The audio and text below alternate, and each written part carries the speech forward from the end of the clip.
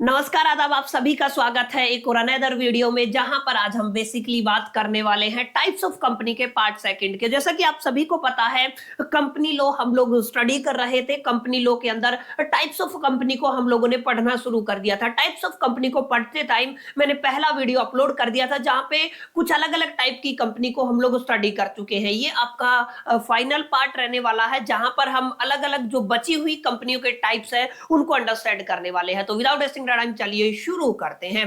देखिए, बहुत बुनियादी तौर पे अगर मैं आपको बताना चाहूं तो जैसा कि मैंने बताया था, अलग अलग पैरामीटर पे आप लोग कंपनीज को क्लासिफाई करते हो। उनमें से एक अगला पैरामीटर हमेशा रहने वाला है, हमारा रहने वाला है कि कंट्रोल के बेस पे कंपनीज को क्लासिफाई किया जाता है। अब कंट्रोल के बेस पे किस किस कैटेगरी में कंपनी को क्लासिफाई किया जाता है, this is a matter of concern. तो इस चीज को आप थोड़ा ध्यान से समझिए। On the basis of control, control के बेस पे आप लोग कहते हैं अगला जो टाइप बनेगा वो गवर्नमेंट कंपनी का बनेगा। गवर्नमेंट कंपनी की जो डेफिनेशन है वो आपके कंपनी लॉ के सेक्शन 2 के सब पॉइंट नंबर 45 में डिफाइन की गई है। तो ये आप सभी के लिए थोड़ा सा इंपॉर्टेंट हो जाता है एग्जामिनेशन के लिहाज से कि आपका कंपनी एक्ट जो है, आपका कंपनी लॉ है, सेक्शन 2 के अंदर सब पॉइंट नंबर जो आपका 45 है वो डिफाइन करता है। किसको डिफाइन करता है? Definition of the government company on the basis of the control की हम लोग बात कर रहे हैं। देखिए क्या कहता है गवर्नमेंट कंपनी की definition, a company in which not less than 51% of the paid share capital is held, यानी कि एक ऐसी कंपनी जिसके अंदर 51% से कम कोई भी शेयर कैपिटल हेल्ड नहीं हो। 51% या तो सेंट्रल गवर्नमेंट की हो, एनी स्टेट गवर्नमेंट की हो, या पार्शियली सेंट्रल गवर्नमेंट और स्टेट गवर्नमेंट की मिलके हो। तो इस तरीके की जो कंपनी है माय डियर फ्रेंड्स, वो क्या कहलाती है? Government company. मतलब कोई भी कंपनी है, उस कंपनी के अंदर कम से कम अगर 51% यानी कि 51% शेयर कैपिटल अगर किसी भी स्टेट गवर्नमेंट के पास है या सेंट्रल गवर्नमेंट के पास है या उन दोनों को मिला करके है, 50% 51% कम से कम है, इससे ज्यादा हो सकता है, कम नहीं हो सकता, तो वो किस कैटेगरी में चली जाएगी? वो आपकी गवर्नमेंट कंपनी की कैटेगरी में चली जाएगी। ऐसे ही आपकी दूसरी कैटेगरी बनती है माय डियर फ्रेंड्स, तो दूसरी कैटेगरी है होल्डिंग एंड सेकंड क्या है? आपकी सब्सिडरी कंपनी। अब देखिए सेक्शन 2 का 46 आपका बताता है होल्डिंग कंपनी के बारे में और सेक्शन 2 का 87 बताता है सब्सिडरी कंपनी के बारे में। अब गवर्नमेंट कंपनी की हमें समझ में आ गया, एक ऐसी कंपनी जिसके अंदर जो आपकी पेड शेयर कैपिटल का 51% या तो सेंट्रल गवर्नमेंट के पास होता है या स्टेट गवर्नमेंट के पास होता है या पार्शियली होता है। ठीक है, तो वो आपका क्या कहलाता है? वो आपकी गवर्नमेंट कंपनी कहलाती है। लेकिन जो होल्डिंग कंपनी है उसका क्या मतलब होता है? देखिए, a company which control another company is known as the holding company. एक ऐसी कंपनी जो किसी और कंपनी को कंट्रोल करती है उसको क्या कहा जाता है? उसको होल्डिंग कंपनी कहा जाता है। क्लियर? तो थोड़ा आप लोग ध्यान से समझिए। जैसे कोई भी ए कंपनी है जो किसको कंट्रोल करती है? बी कंपनी को करती है, तो ए क्या हो जाएगी? ए आपकी होल्डिंग कंपनी हो जाएगी। क्लियर? तो ये आपको थोड़ा ध्यान में रखना है, ये क्या हो जाएगी? Holding company. And the company control by the holding company is known as the subsidiary company. और जो जिस कंपनी को कंट्रोल किया जा रहा है उसको क्या बोला जाता है? उसको सब्सिडरी कंपनी बोला जाता है। क्लियर? तो ये थोड़ा आपको समझना है कि सब्सिडरी कंपनी का क्या मीनिंग होता है, होल्डिंग कंपनी का क्या मीनिंग होता है। एक ऐसी कंपनी जो किसी और कंपनी को कंट्रोल करती है वो क्या होगी? वो होल्डिंग कंपनी होगी। और जिसको कंट्रोल किया जा रहा है वो क्या होगी? आपकी वो सब्सिडरी कंपनी होगी। अच्छा, सेक्शन 246 आपका होल्डिंग कंपनी के बारे में बताता है और सेक्शन 2 का 87 आपका सबसेक्शन किसके बारे में बताता है? सब्सिडरी कंपनीज के बारे में बताता है। क्लियर? आई होप की बात समझ में आ गई होगी कि कंट्रोल के बेस पे दो कैटेगरी आपने बनाई, एक आपकी गवर्नमेंट कंपनी आ जाएगी, दूसरी आपकी होल्डिंग और सब्सिडरी कंपनी आ जाएगी। बिल्कुल आसान सी ये बात थी। अब थोड़ा आगे चलते, देखिए आगे on the basis of place of registration. अब रजिस्ट्रेशन या तो इंडिया में हो सकता है या इंडिया से बाहर हो सकता है, दो ही पॉसिबिलिटी है।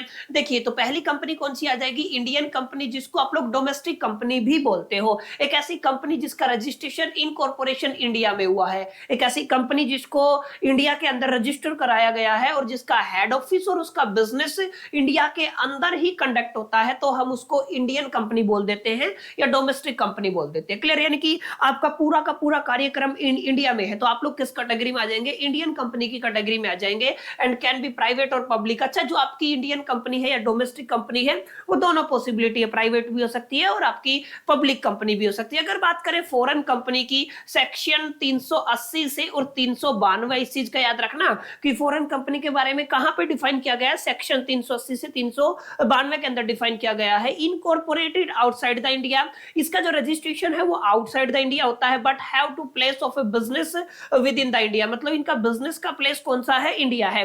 मतलब रजिस्ट्रेशन बाहर का है लेकिन जो इनका प्लेस ऑफ बिजनेस क्या है वो इंडिया है, थ्रू द एजेंट, एजेंट के थ्रू हो सकता है, फिजिकली और द इलेक्ट्रॉनिक बोर्ड, मतलब किसी भी तरीके से अगर कोई भी कंपनी का इनकॉर्पोरेशन आउटसाइड द इंडिया हुआ है लेकिन उनका प्लेस ऑफ बिजनेस क्या है, इंडिया है, चाहे वो फिजिकल मोड में हो सकता है, एजेंट के थ्रू हो सकता है या इलेक्ट्रॉनिक मोड में हो सकता है, तो वो क्या कहलाएगी, वो आपकी फॉरेन कंपनी कहलाएगी। क्लियर? तो बहुत बेसिक बेसिक बातें हैं, इंडियन कंपनी क्या होती है, डोमेस्टिक कंपनी क्या होती है, फॉरेन कंपनी क्या होती है, इसकी डेफिनेशन आपको पता होना चाहिए। अच्छा, इसके अलावा एक लीगल और इलीगल कंपनी होती है, ठीक है ना। एक ऐसी कंपनी जो इनकॉर्पोरेटेड है वो बेसिकली लीगल की कैटेगरी में आ जाती है, जिसका रजिस्ट्रेशन हुआ है उसको किस कैटेगरी में आ जाती है, लीगल की कैटेगरी में आ जाती है, लेकिन जिसका रजिस्ट्रेशन ही नहीं हुआ जिस कंपनी का, वो किस में चली जाएगी, वो इलीगल कंपनी की कैटेगरी में चली जाएगी। बिल्कुल सिंपल है। The company which are registered under Indian companies act 2013, तो वो आपकी लीगल कंपनी होगी, जिसका रजिस्ट्रेशन नहीं हुआ उसको इलीगल कंसीडर किया जाएगा। क्लियर? तो ये बहुत बुनियादी बातें हैं, ये अगर आप लोग थोड़ा समझेंगे तो भी समझ पाएंगे। क्लियर? लास्ट एंड फाइनल जो बच गई वो किस कैटेगरी में चली जाती है, अदर कंपनी। अदर कंपनी में सबसे पहले आता है एसोसिएशन नॉट फॉर प्रॉफिट, या फिर जिसको बोलते हो चैरिटेबल कंपनीज, सेक्शन 8 प्रोवाइड। अब यहाँ पे देखना, सेक्शन 8 आपको प्रोवाइड करता है किसकी डेफिनेशन, चैरिटेबल कंपनीज या फिर जो आपके एनपीओ होते हैं, association of non profit organisation, NPO जिसको कहते हैं ना, वो किस कैटेगरी में आते हैं, वो इस कैटेगरी में आते हैं। देखिए, association which are not for the commercial nature, यानी कि जिनका क्या नेचर नहीं होता, कमर्शियल नेचर नहीं होता है। And object of association must be promotion of the clarity, मतलब उनका ऑब्जेक्टिव क्या होता है, promotion of the clarity of science, commerce, sports, arts, religion, culture and some other useful activity, मतलब इन सभी चीजों को वो एक तरीके से प्रमोट करते हैं, ठीक है ना। वो उन सबका ये मोटिव रहता है, उनका मोटिव इकोनॉमिक बेनिफिट नहीं है, मॉनेटरी टर्म में उनका बेनिफिट नहीं होता है, प्रॉफिट की टर्म में उनका बेनिफिट नहीं होता है। इनका काम क्या होता है, कमर्शियल नेचर के नहीं होते हैं, इनका काम यही होता है कि वो प्रमोशन करे clarity of the science, commerce, sports, arts, religion, culture, किसी की भी एक पर्टिकुलर उठा लीजिए। आगे देखिए, मस्ट यूटिलाइज इट्स इनकम और a profit in any for the promotion of its objective stated above, मतलब इनके पास जो पैसा आएगा वो इन सब में ही लगा दिया जाएगा, इन सभी चीजों को प्रमोट करने में ही लगा दिया जाएगा। क्लियर? तो इस तरीके की जो ऑर्गेनाइजेशन है वो क्या कहलाती है, नॉट फॉर